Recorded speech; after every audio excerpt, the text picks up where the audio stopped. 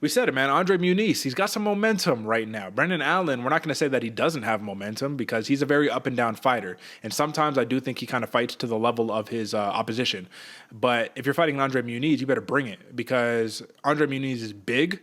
While his striking might not be phenomenal, and I do think Brendan Allen will have a pretty substantial striking advantage in this matchup, once he gets a hold of you, he can hold you down for 15 minutes. You know what I mean?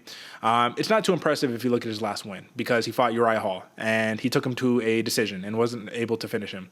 So it's a little bit tough, right? And I'm sure, is my memory jogging me correctly? Was it a decision, or did he finish him late?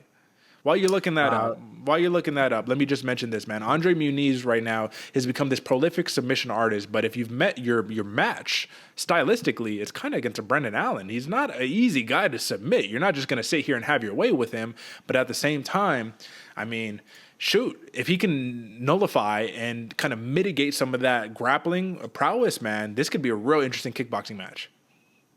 Yeah, no, and it was a decision against Uriah Hall that Andre Muniz was taken to, and I agree because I think with this one, Derek, with Brendan Allen actually having pretty decent chops on the ground, man, 55% of his wins are by submission. Yeah, it could become that kind of fire meets fire, and we end up in a kickboxing match.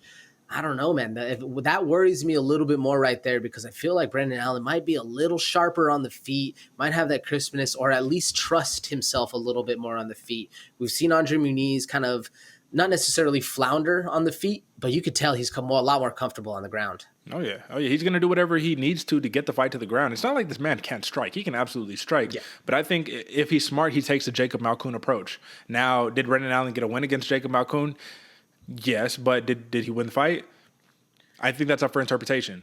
I just think it's up for interpretation, man. I'm not going to say yes or no. I'm just going to say that, let's say a lot of people were a little controversy on that one. So if Andre Muniz could grind him out, man, and he can maintain that control, take his back a couple different times throughout the rounds, I think that this can be a very, very simple path to victory for a decision. The question, I think, here for Andre Muniz at this point, it's not a matter of is he going to win. This dude's 23-4. What's his win streak right now? The win streak is something phenomenal. Hold on. Let me... 3. No, Andre Muniz? Not counting the grappling. Oh, sorry, Muniz? Yeah, Muniz's win streak is long, bro. I was looking at Allen. Yeah. We're looking at 9 wins. 9? 10? Yep, 9 11? Wins. His last loss came to Azmat Mirzakhanov, and if you remember that guy, he's in the UFC now, right? But that was back in 2016. That was the man's last loss. Since then, this dude is finishing everybody. First round knockouts, first round arm bars, rear naked chokes, arm bars, inverted arm bars. You know what I mean? You saw what he did to Jacare Souza. This is the point, though. I think that we've got to the level of Andre Muniz where it's not a matter of will you win in spectacular fashion? Can you submit every single guy that you go and fight? You're not ranked number 11 in the world for no reason. It's just a matter of this could be a trap card type spot because Brendan Allen does not come into this matchup with a lot of hype, with a lot of allure. He doesn't have a number next to his name. So the casual could be, Muniz is going to go in there and just smash him. I think it's going to be a little more complicated than that. And in order to kind of round that out, let's talk about these odds. Do you think Andre Muniz, as only a minus 220 favorite over Brendan Allen, which has a plus 180 comeback, is that fair to Brendan Allen? I think so, just because of the momentum and the highlight that's been on Muniz. It's really pushing him a little bit more.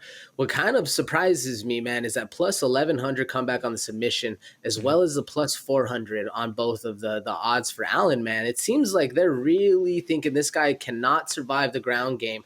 But I agree, Derek. I think this fight is going to be a lot closer than most people think. Sure, Muniz has the upper hand on the ground, yes. But to have that big of a differential is kind of interesting, to say the least, on how the odds makers are seeing it. Do you think he can actually survive on the ground, or is it basically once something's locked up, Brendan Allen's tapping? I think Brendan Allen can survive short term on the ground, but the longer that he remains on the ground, the harder it's going to be for him to be able to survive.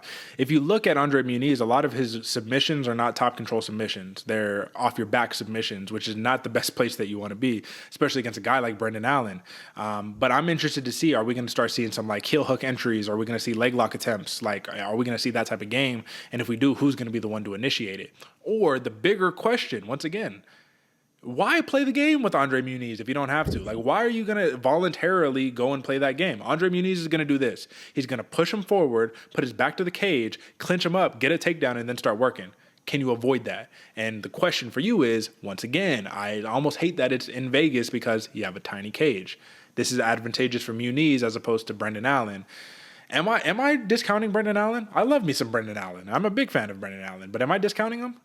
I don't think so, Derek. And what worries me about that is Brandon Allen hasn't shown the propensity to have that explosiveness in his striking. Because to me, you're right. You have that. You're in that small octagon. The guy's going to be coming forward. All you got to do is start throwing some uppercuts, some knees down the middle, front kick to the face, anything that's going to stop that boulder coming down the track and get off to the side. Now, have we seen Brandon Allen be able to do that? Not necessarily. He's very technical. He has a solid core around him, but I wouldn't say when you think Brandon Allen, you think of an athlete. Like even a William Knight, who we saw, has the athletic capability.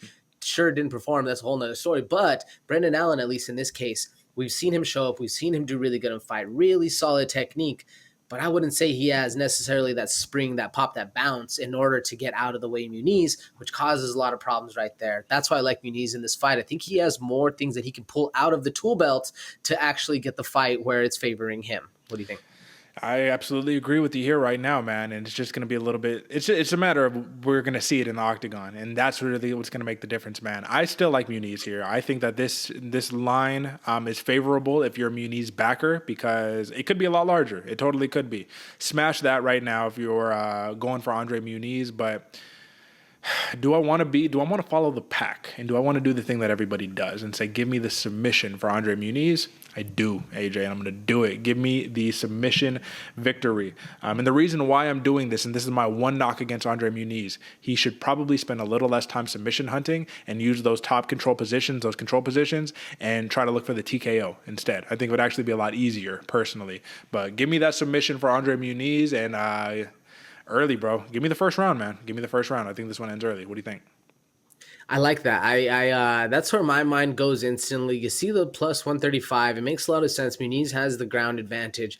I got a wild hair today, Derek. I don't know what it is, man, but I'm going Andre Muniz TKO. I like that plus 800. I think you're onto something right there. And I think that the film study has proven that it is a little easier, like you said, to get on top, start ground and pounding, look for a club and sub, get it done, or maybe not club and sub, excuse me, just ground and pound instead of trying to get the submission and work there. We'll see. Like I said, Andre Muniz plus 800. Oh, yeah, plus 800 TKO. I'm going to take...